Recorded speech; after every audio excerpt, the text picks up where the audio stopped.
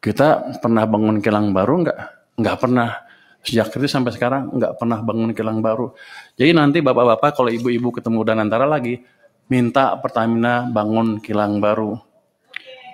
Saya pernah, waktu saya di Maritim, saya pernah tekan mereka tahun 2018 untuk bangun kilang.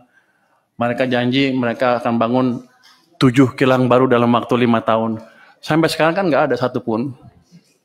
Jadi Bapak tolong kontrol mereka juga. Dari saya kontrol, dari Bapak-Bapak juga kontrol. Karena kita rugi besar. Karena kita impor dari mana? Dari Singapura. Minyak, produk minyaknya. Jadi kilang itu, bukan kita nggak bisa bikin, atau kita nggak bisa bikin proyeknya. Cuman Pertaminanya males-malesan aja. Saya pernah kasih ke mereka, biar aja karena mereka jelek-jelekin saya kemarin kan. Saya pernah kasih tawaran ke mereka, kalau nggak bisa bikin ya udah, ini ada investor dari Cina mau bangun kilang, Anda perlu beli 30 tahun, setelah 30 tahun Anda dapat kilangnya gratis. Pertamina bilang, kami keberatan dengan usul tersebut karena kami sudah over capacity. Waktu itu saya kaget, over capacity apa?